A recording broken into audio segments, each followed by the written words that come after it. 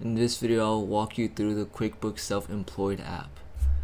Make sure you watch to the end so you don't miss any important stuff that I say. If you're a freelancer, gig worker, or self-employed entrepreneur, today's video is just for you. I'm giving you a full walkthrough of QuickBooks Self-Employed in 2025. Everything you need to know to stay organized, save time, and make tax season way less stressful.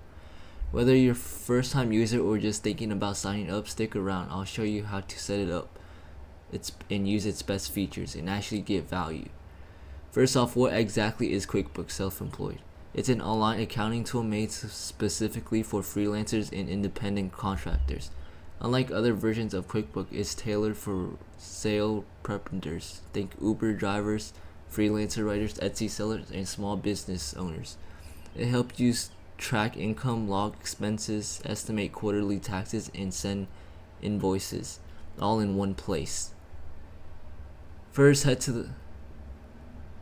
Now let's walk you through the setup process. First, head over to the QuickBooks Self-Employed website or app. Create an account and log in.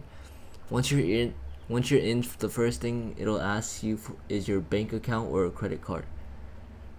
This is important because QuickBooks pulls in your transactions and categorizes them, and then you can connect PayPal business accounts and personal ones too, and it'll help separate them if needed.